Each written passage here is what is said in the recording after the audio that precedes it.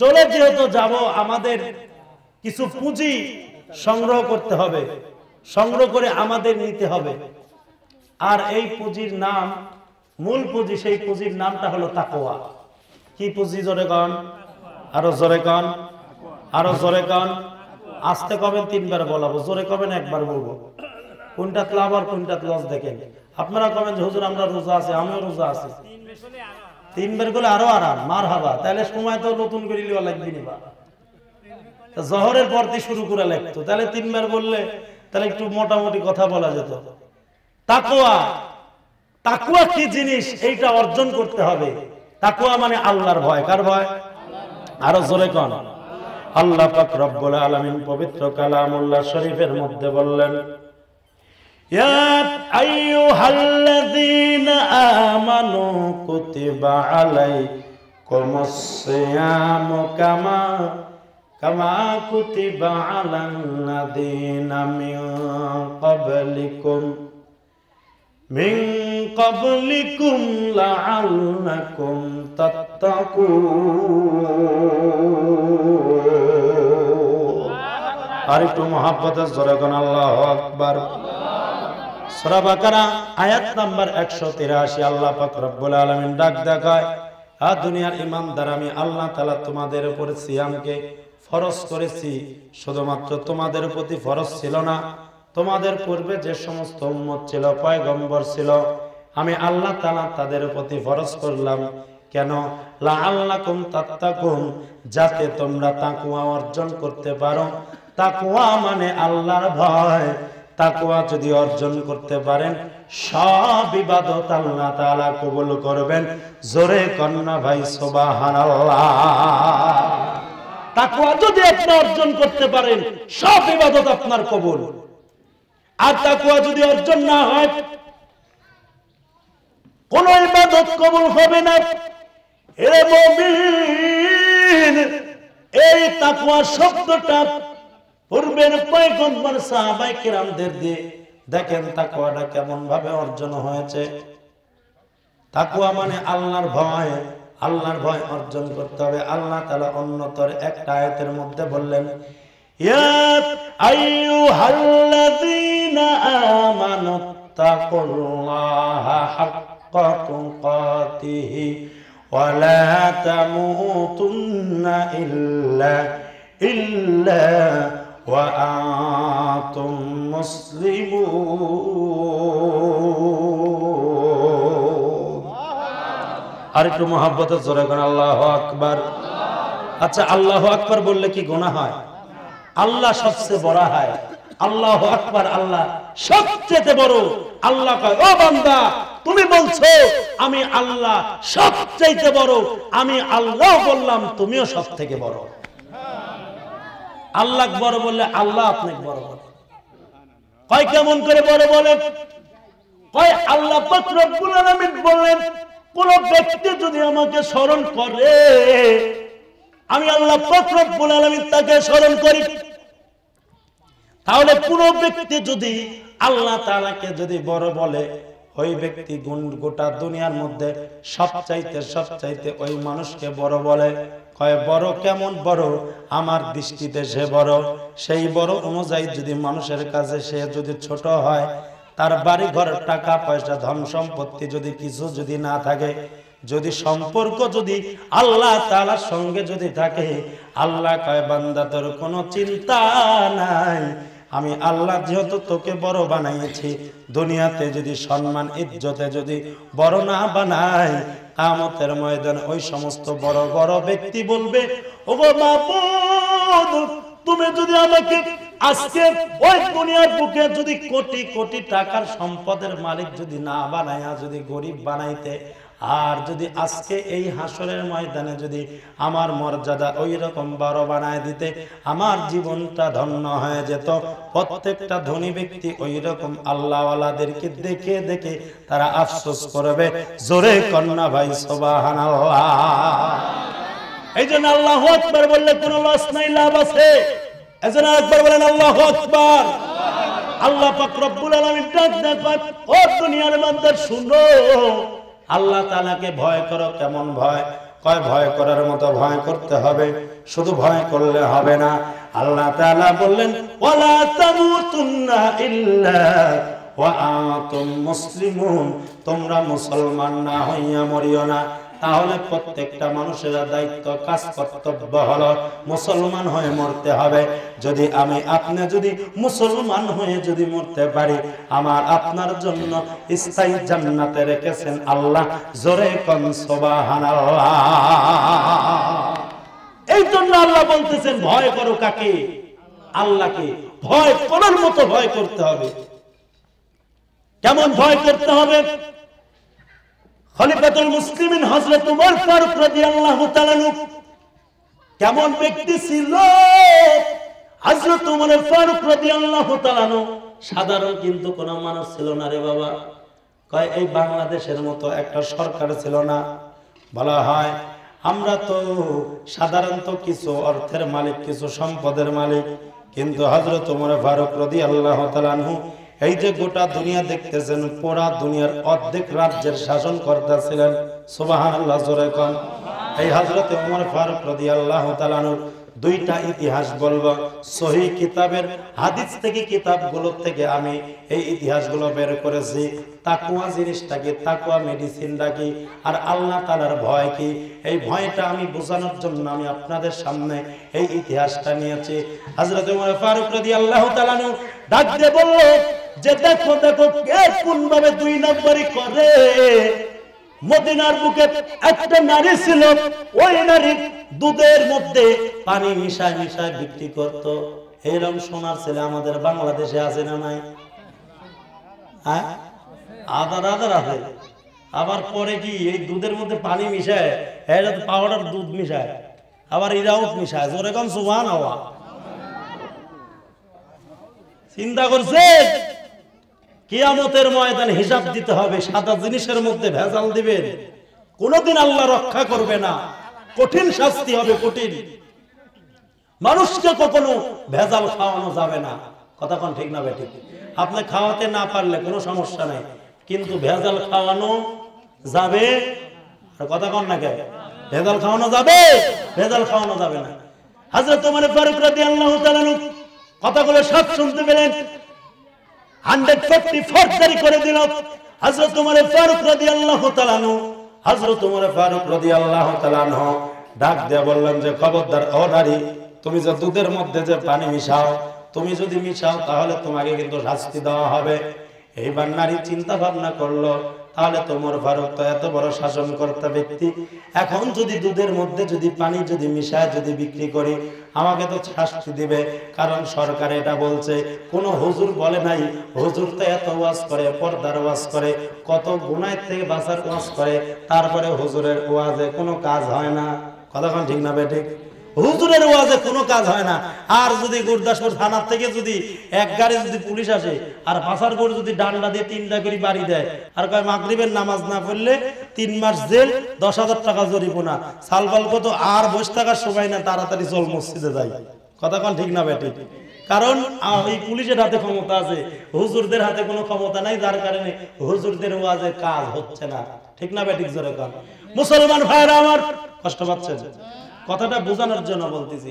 হযরত ওমর ফারুক রাদিয়াল্লাহু তাআলা ডাক দেন, কেউ যদি এমন কাজ করে 100% শাস্তি তাকে দেওয়া হবে।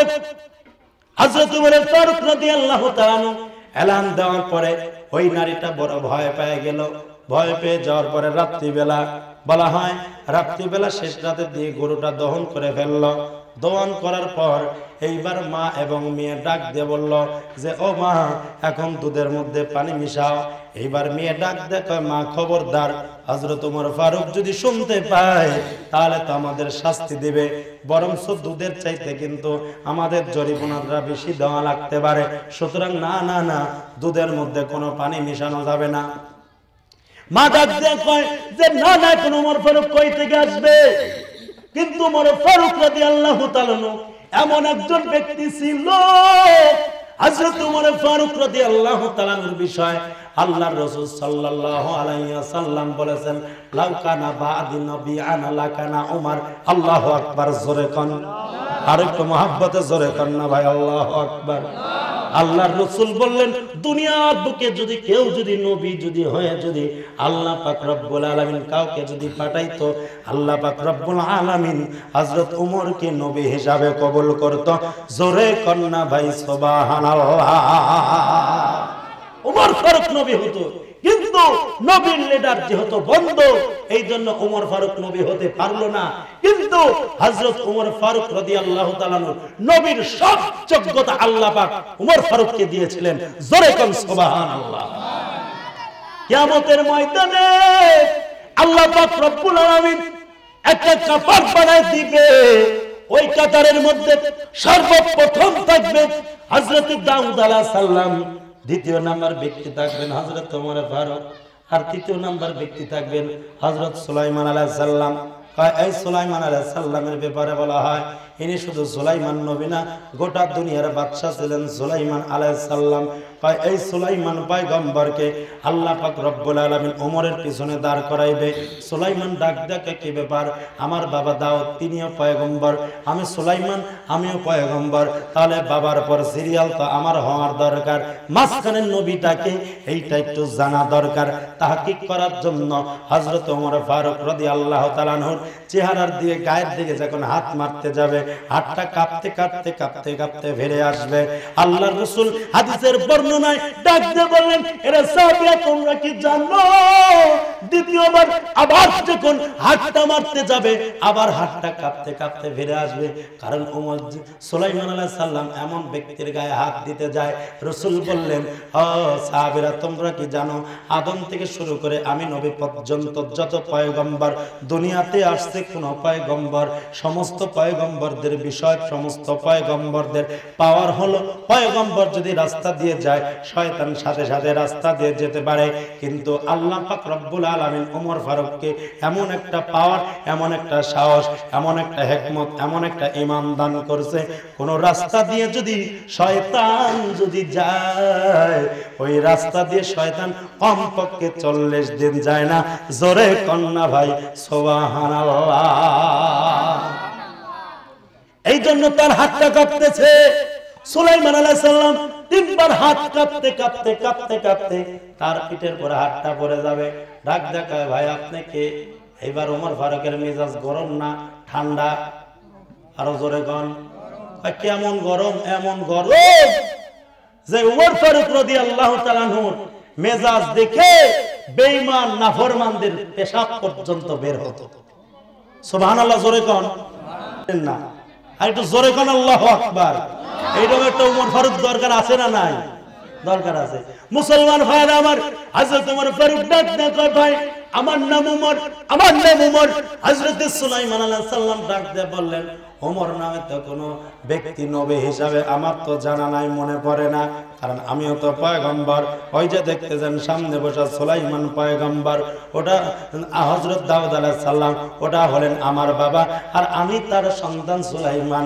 এই রকম পরিচয় যখন দিলেন হযরত ওমর ফারুক সুলাইমানের হাত ধরে ডাক দেখায়, আল্লাহর পয়গম্বর সুলাইমান, আমার বড় বেয়াদবি হয়ে গেছে, না জানি আপনার সঙ্গে অনেক বড় বেয়াদবি করছি, আমি আপনাকে একরাম করলেন, আসেন আসেন সামনে আসেন। হযরত ওমর ফারুক যেমন গরম ছিলেন তেমন আবার নরম ছিল। হযরত ওমর ফারুকের আসনটা যখন ছেড়ে দিয়ে সুলাইমান আলাইহিস সালামকে আসনটা দিতে লাগবে, এই সময় আল্লাহ তাআলা ডাক দেখায়, ওমর তোমার আসন তুমি ছাড়িও না, আমি আল্লাহ পাক তোমাকে পছন্দ করে নবী না বানায়া আমি আল্লাহ পাক রব্বুল আলামিন তোমাকে নবীর কাতারে দাঁড় করাইছি, সম্পূর্ণ হলো আমার নবীর মর্যাদা। জোরে কন্না ভাই সুবহানাল্লাহ। সেই উমরের দাম আছে না নাই? আরো জোরে কোন। হযরত ওমর ফারুক রাদিয়াল্লাহু তাআলা এইবার ঘর থেকে বের হলেন। ঘর থেকে বের হওয়ার পর হযরত ওমর ফারুক রাদিয়াল্লাহু তাআলা আনহু এইবার সেই বাড়ির কাছে চলে আসলেন। তারা বুদ্ধি পরামর্শ করতেছে, হ্যাঁ মেয়ে তুমি কি চিন্তা করতেছো, কি টেনশন করতেছো? কোনো চিন্তা কোনো টেনশনের কারণ নাই। ওমর ফারুক কোথায় থেকে আসবে? এখন তো রাত, দুধের মধ্যে পানি মেশাও, সকালবেলা বাজারে গিয়ে বিক্রি করব, কেউ দেখতে পারবে না, বুঝতে পারবে না। হযরত ওমর ফারুক সব কথা শুনতে পেলেন। পাওয়ার পরে হযরত ওমর ফারুক রাদিয়াল্লাহু তাআলা আনহু চলে গেলেন, ওই ঘরের মধ্যে ঢুকে পড়লেন। আর ডাক দেখায়, মা, ও মা, আপনি সাধারণ ওমরের ভয়ে আপনি এই কাজ করতেছেন। দুনিয়ার ওমরের চক্ষুকে আপনি ফাঁকি দিতে পারবেন, কিন্তু আমার আল্লাহর চক্ষুকে আপনি কেমন করে ফাঁকি দিবেন? কারণ সবার চক্ষু ফাঁকি দিতে পারবেন, আল্লাহর চক্ষু আপনি ফাঁকি দিতে পারবেন না। সুতরাং ওমরের ভয় না করে ভয় করেন আল্লাহ তাআলার। সঙ্গে সঙ্গে মহিলা ডাক দেখায়, আমিনুল মুমিনিন, না না না, আর কখনো না, কখনো সম্ভব না, আর কোনোদিন আমি দুধের সঙ্গে পানি মিশাবো না। তওবা করলাম, আল্লাহ পাক যেন আমাকে মাফ করে দেয়। আর আপনি দোয়া করবেন, আল্লাহ পাক রব্বুল আলামিন এই রকম গুনাহ থেকে যেন আমাকে বেঁচে থাকার তৌফিক দেয়। জোরে কন্না ভাই সুবহানাল্লাহ। এইটার নাম হলো তাকওয়া। এটার নাম কি? জোরে কন, আরো জোরে কন। দুটি খতম আছে আর 10 কালেমা আছে। মাশাআল্লাহ, মাশাআল্লাহ, জাযাকুমুল্লাহ। মুহাব্বতে জিকির করেন, লা ইলাহা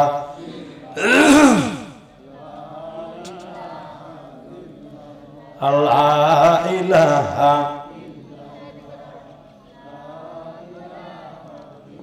লা ইলাহা ইল্লাল্লাহ, লা ইলাহা।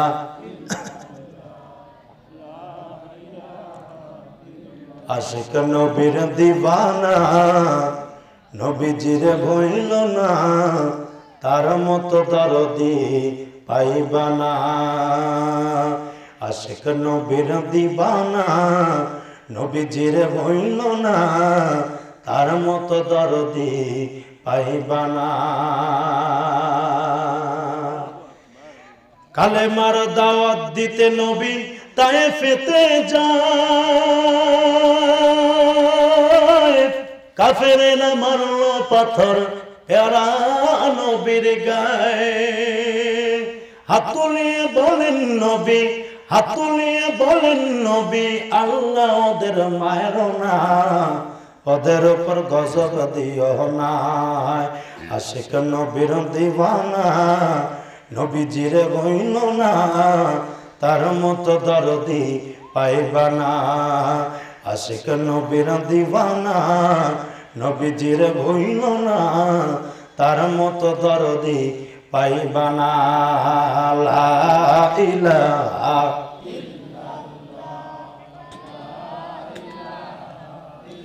লা ইলাহা ইল্লাল্লাহ, লা ইলাহা লা ইলাহা ইল্লাল্লাহ, মুহাম্মাদুর রাসূলুল্লাহ। মুসলমান ভাইরা আমার, বন্ধুরা আমার, তাকওয়ার মেডিসিনটা কেমন ছোট্ট একটা উদাহরণ দিয়ে। এই লোকজন একটু কথা বলতে মানা করে, কি ভাষা দেখেন, কত সুন্দর ভাষা করছে। মিডিয়াত কবিরিতে হুজুরের পাশে কি সুন্দর কথা গো, এই মজা। কন্ট্রোল করা লাগবে সমস্ত কথা, কোন ঠিক না বেঠিক? নেকের কাজ করতে আসছি, কোনো গুনাহের কাজ করা যাবে না, ঠিক কিনা জোরে কোন?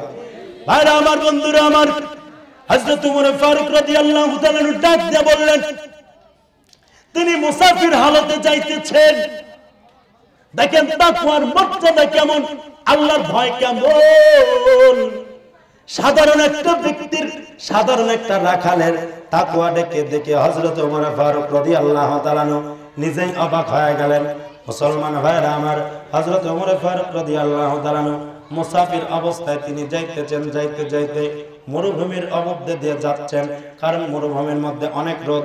এই যে আমার ইমামুল ভাই জানে, কারণ সৌদি আরব যারা যায় তারা অবশ্যই জানে সৌদি আরবের মধ্যে কেমন মরুভূমি আর কেমন রোদের তাপ।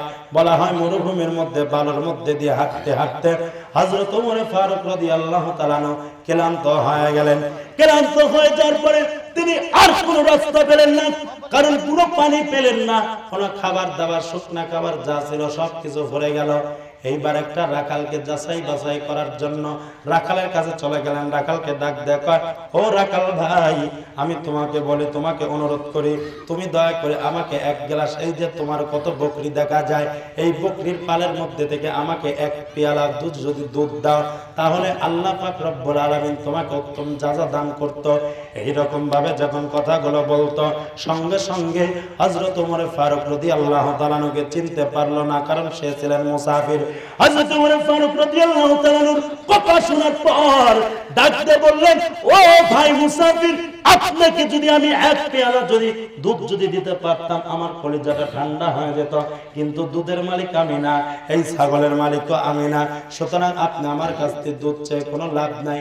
সুতরাং এই দুধের মালিক যিনি, তার কাছ থেকে যদি অনুমতি নেওয়া যেত আমি দিতে পারতাম, কারণ আমি হলাম পাহারাদার রাখাল, আমাকে আমানত দিয়েছেন, আমানতের কোনো ক্রমে আমি খেলাফত করতে পারবো না, খেয়ানত করতে পারবো না। এই রকম কথা শোনার সঙ্গে সঙ্গে হযরত ওমর ফারুক রাদিয়াল্লাহু তাআলা আনহুর কৌতূহল জাগলো। জাগার পরে তিনি চিন্তা ভাবনা করতেছেন, কি ব্যাপার, এই রকম ব্যক্তির মনে এত আল্লাহর ভয়, এত তাকওয়া।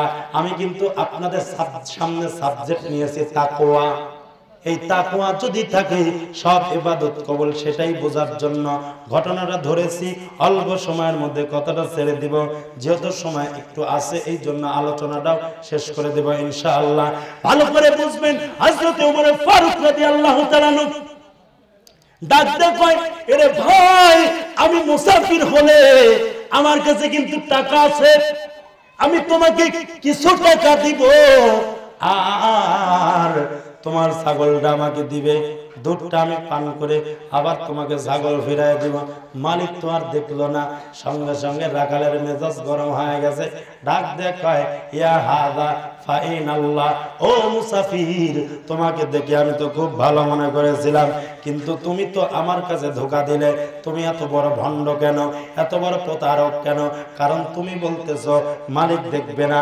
ইয়া হাযা ফাইন আল্লাহ, মালিক দেখবে না, কিন্তু আমার আল্লাহকে কোন জায়গায় রাখবে? কেউ যেটা দেখে না সেইটা দেখে হলেন আমার আল্লাহ। জোরে কন্যা ভাই সুবহানাল্লাহ। কেউ যেটা দেখে না দেখে কে? আর জোরে কন আল্লাহ পাক রব্বুল আলামিন সবকিছু দেখে। এইবার হযরত ওমর ফারুক রাদিয়াল্লাহু তাআলা আনহুর কৌতূহল জাগলো। জাগার পরে ডাক দেখা, ভাই রে, তুমি যেহেতু দিবে না, বুঝতে পারছি তোমার মধ্যে এত আল্লাহর ভয়, তোমার মধ্যে যে এত তাকওয়া, এইটা যদি গোটা আরব দেশ যদি জানতে পারত, মদিনার মানুষ যদি জানতে পারত, তাহলে ওমর ফারুককে খলিফা না বানাইয়া তোমাকেই খলিফা বানায় দিত। জোরে কন্যা ভাই সুবহানাল্লাহ। আপনারা তো সুবহানাল্লাহ কইলেন, কিন্তু রাখালের তো মেজাজ খারাপ। রাখাল ডাকতে কই, খবরদার মুসাফির, আমাদের খলিফার নামে কোন বদনাম দিব না, আমাদের খলিফা কিন্তু তুমি চিনো না। কার কাছে বলতেছে? উমরের কাছেই বলতেছে, আমাদের খলিফা কি তুমি চিনো না? আমাদের খলিফা এমন একটা ব্যক্তি, আল্লাহ পাক রব্বুল আলামিন ওই যে যেই কথাগুলো বললাম সব নিয়ামতগুলো ওই উমরের কাছে বলতেছে।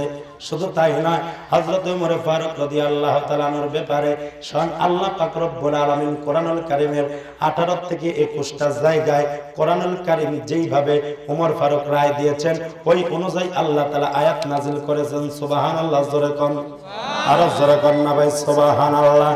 যেমন একটা আয়াত নাযিল হয়েছে, আল্লাহ পাক রব্বুল আলামিন বললেন, আকারনা ফি বুয়ুতিকুন্না ওয়ালা তাবাররাজনা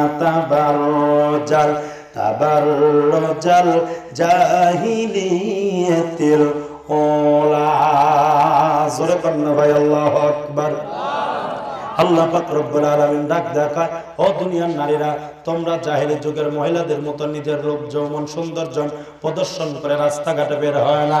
রাস্তাঘাটে যদি বের হয়, দরকার হয়, একান্ত যদি প্রয়োজন হয়, তাহলে তোমরা হেজাব নিয়ে, বোরকা নিয়ে তোমরা বের হয়। এই আইনটা কে করছে? জোরে কোন, আল্লাহ তাআলা করছেন, কিন্তু ফয়সালা ছিল হযরত ওমর ফারুকের। ওমর ফারুক এই অনুযায়ী কথা বলেছেন। আল্লাহ পাক রব্বুল আলামিন ডাক দেখায়, হাবিব ওমরের কথা এত পছন্দ হয়েছেন, আমি আল্লাহ পাক রব্বুল আলামিনের এই ওমরের সিদ্ধান্ত অনুযায়ী আমি আল্লাহ তাআলা এই আয়াত নাযিল করলাম। জোরে কন্না ভাই সুবহানাল্লাহ। এই হযরত ওমর ফারুক রাদিয়াল্লাহু তাআলা আপনি ওমরের বিরুদ্ধে এত বড় কথা বলেন, ডাক দেন, ও ভাই আপনি কি কোনোদিন ওমরকে দেখছেন? কয় না না, আমি তো কোনোদিন ওমরকে দেখি নাই। কয় তাহলে যদি আমি আপনাকে ওমরের সঙ্গে যদি সাক্ষাৎ করাই দিতে পারি, কয় তা আমার জন্য ভালো হয়ে যাইতো। রাখাল বলতে যে আমার জন্য অনেক ভালো হয়তো।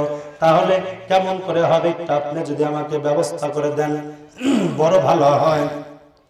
হযরত ওমর ফারুক রাদিয়াল্লাহু তাআলা ডাক দেন, তাহলে ঠিক আছে, আগামী কালকে অমুক জায়গায় আপনি দাঁড়ায় থাকবেন, ওই জায়গায় আমি একটা দূতকে পাঠায় দেব, বার্তাবাহককে পাঠায় দিব, তার সাথে আপনি চলে যাবেন। হযরত ওমর ফারুকের মতো চলে গেল, রাখালের মতো রাখাল চলে যায়। হযরত ওমর ফারুক রাদিয়াল্লাহু তাআলা একটা বার্তাবাহক পাঠায় দিল। বার্তাবাহক পাঠায় দেওয়ার পরে হযরত ওমর ফারুক রাদিয়াল্লাহু তাআলা দূত এসে ডাক দেয়, আপনি কি অমুক ব্যক্তি? কয় হ্যাঁ আমি অমুক ব্যক্তি। ওমর ফারুক রাদিয়াল্লাহু তাআলা সাক্ষাৎ করার ইচ্ছা? কয় হ্যাঁ হ্যাঁ হ্যাঁ অবশ্যই সাক্ষাৎ করার ইচ্ছা। কয় আসুন আমার সঙ্গে। ওই ব্যক্তির সঙ্গে নিয়ে চলে গেল। যাইতে যাইতে যাইতে যাইতে বলা হয় রাজ দরবারের মধ্যে চলে যাচ্ছে। রাজ দরবারের মধ্যে চলে যাওয়ার পর রাখাল এবার সামনাসামনি যখন হযরত ওমর ফারুক রাদিয়াল্লাহু তাআলার সামনাসামনি যখন পড়ে গেল, এইবার চিন্তা করে কি ব্যাপার, গতকালকের মুসাফিরের মতনই তো লাগে। আল্লাহু আকবার জোরে কর। গতকালকে মুসাফিরের মতো লাগে, এই মুসাফির কি সেই ওমর? সুবহানাল্লাহ জোরে কর। এইবার চিন্তা ভাবনা করতে যে কি ব্যাপার, এই ব্যক্তিকে ওমর গতকালকে তো এই ব্যক্তি সুরত ধরে আমার সামনে গিয়েছিল, মুসাফিরের সুরত ধরে, এখন তো দেখতে যে এই ব্যক্তি মনে হয়। এইবার সঙ্গে সঙ্গে বার্তাবাহক যে ছিল উনি গিয়ে ডাক দেখায় যে হুজুর, এই যে নেন খলিফাতুল মুসলিমিন আমিনুল মুমিনিন, এই যে আপনার সঙ্গে যিনি সাক্ষাৎ করবেন ইনি হলেন এই ব্যক্তি। এইবার হযরত ওমর ফারুক রাদিয়াল্লাহু তাআলার জন্য উঁচু একটা আসন ছিল, কারণ উঁচু আসনগুলো মুসলমান তাদেরকে উপহার দিয়েছে। সুবহানাল্লাহ জোরে কোন। এইরকম উঁচু আসনে উলামায়ে কেরামও বসে। বসে কি বসে না জোরে কোন? হ্যাঁ, আপনাদের মসজিদের মেম্বারটা কত বড় দেখছেন? এরকম চেয়ার কি কারোর বাড়িতে আছে? আছে। ওই চেয়ারে এই গরিবের ছেলে ইমাম এসে বসে, কোটিপতি ছেলে যা বসার ক্ষমতা রাখে না। ঠিক না ঠিক জোরে কর। কারণ এই ক্ষমতা, এই পাওয়ার, সম্মান আল্লাহ পাক ওই আলেমকে দিয়েছে। ঠিক না ঠিক জোরে কর। আলেমকে আল্লাহ পাক রব্বুল আলামিন এইরকম সম্মান দিয়েছে, কারণ এই সম্মানের সিলসিলা স্বয়ং রাসূল রেখে গেছে। জোরে কোন সুবহানাল্লাহ। হযরত ওমর ফারুক রাদিয়াল্লাহু তাআলা চোখের সঙ্গে যেই মুহূর্তে ওই মুসাফির অর্থাৎ রাখালের সঙ্গে যখন রাখালের চোখের পর যখন চোখ পড়ে গেল, হযরত ওমর ফারুক রাদিয়াল্লাহু তাআলা এক চিল পর্যন্ত আর দেরি করলেন না, তার সিংহাসন থেকে এত জোরে লাফ মারলেন। লাফ মারার পরে হযরত ওমর ফারুক রাদিয়াল্লাহু তাআলা রাখালের দিকে আগায় আসলেন। মুসাফির ওই রাখাল চিন্তা করতেছে, হায় হায় আমার তো অবস্থা বড় খারাপ, কারণ আমি গতকালকে এই ব্যক্তির সঙ্গে কত খারাপ আচরণ করলাম, না জানি আজকে আমাকে রাজ দরবারে এসে নিয়ে এসে মনে হয় কতল করে শেষ করে দেবে। ইনি দোয়া ইনুস পড়া শুরু করতেছেন, কারণ আমাদের সমাজের মধ্যে মানুষ বিপদে পড়লে দোয়া ইনুস পড়ে। ঠিক না ঠিক জোরে কর। আকাশে যখন মেঘ শুরু হয়, গ্রাম গুরুমজান শব্দ শুরু হয়, সেখন এই আল্লাহর নামই নেয়। ঠিক না ঠিক জোরে কর। আরো জোরে কর। বজলুর রশিদ বলে কোথায় এক মাহফিলে যাচ্ছে, এই কথাটা আমি বলি, না বললে কথার ফিনিশিং হবে না। তৈরি বলতেছে যে আমি ওই নদীর মধ্যে যাচ্ছি, বিশাল বড় একটা নৌকা, এই নৌকাতে একাচ্ছ লোক উঠলো, বলে বাইকে বড় টড় নিয়ে এসেছে। তো বড় একটা নৌকা একটা বিছানা পেরিয়ে দিছে, এই রাত বসছে। বসার পরে আর এই মাঝখানে যাওয়ার পরে, সাগরের মাঝখানে যাওয়ার পরে আকাশে মেঘ শুরু, বাতাস শুরু হয়ে গেছে।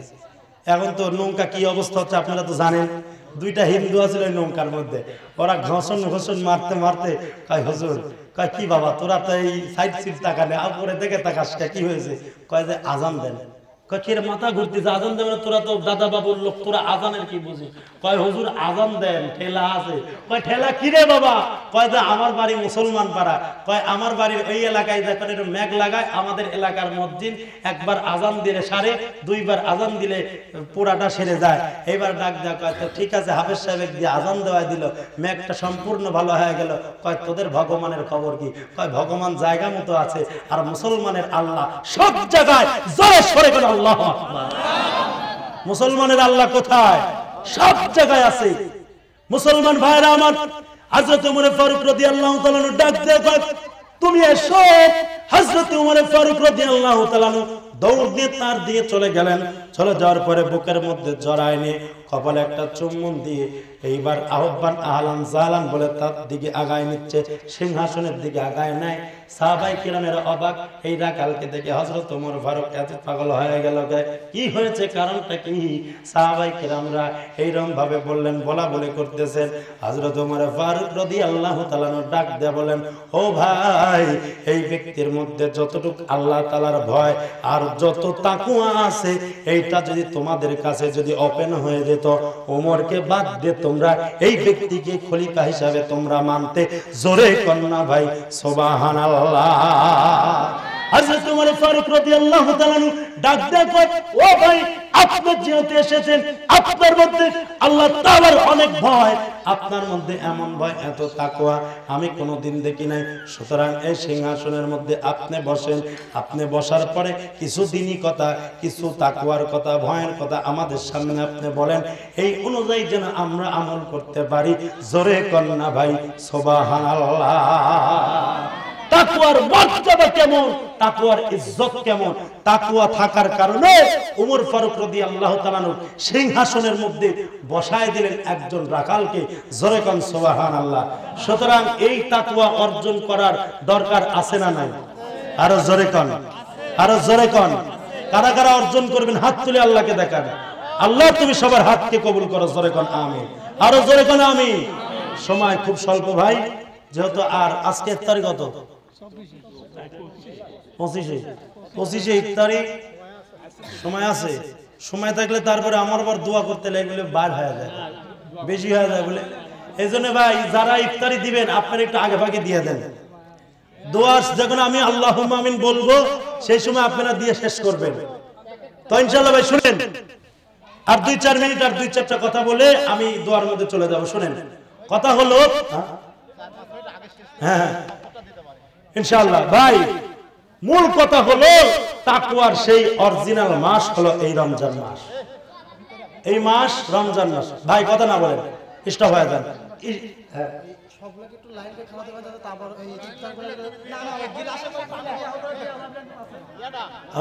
শুনেন ভাই, ভাই এদিকে লক্ষ্য করেন ভাই, স্টপ হন। এই তাকওয়া অর্জনের মাস হলো রমজান মাস। সুতরাং এই অর্জন করার জন্য আমরা চেষ্টা করব সব সময়। আরেকটা কথা ভাই শুনেন, ভাই ভাই দিকে লক্ষ্য করেন। আরেকটা কথা হলো, আমাদের সমাজের মধ্যে একটা প্রচলন আছে যে রমজান মাসে ইবাদত কম করে না, বেশি করা। আরো জোরে কম। তাহলে তারাবির নামাজ 8 রাকাত না 20 রাকাত? মুখে হাত দিয়ে কবেন, খবরদার আর কোনোদিন 8 রাকাত বলবেন না। 20 রাকাতের বহু দলিল আছে ইনশাআল্লাহ। পড়লে ক্ষতি কি? কোনো ক্ষতি আছে?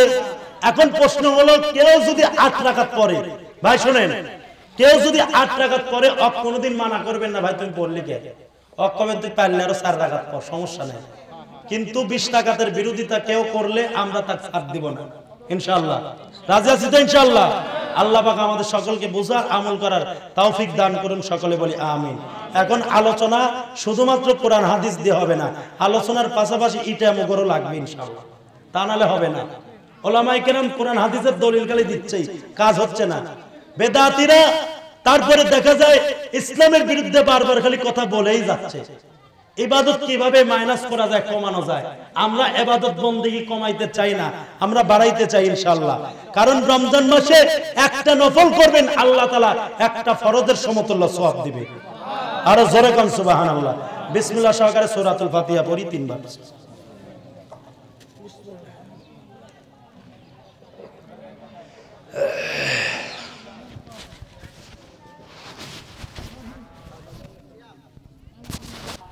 সূরা ইখলাস কুল হু আল্লাহু আহাদ 3 বার পড়ুন বিসমিল্লাহ সহকারে।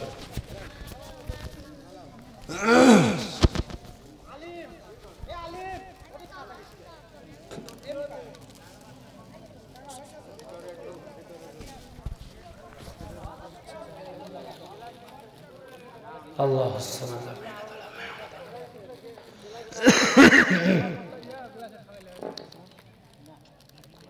আস্তাগফিরুল্লাহ পরিকার করে আস্তাগফিরুল্লাহ রাব্বি মিন কুল্লি যামবিন ওয়া আতুবু ইলাইহি। যে কোনো দরুদ শরীফ পরিকার করে আল্লাহুম্মা সাল্লি আলা মুহাম্মাদিন ফিল আলাল মুহাম্মাদিন ফিল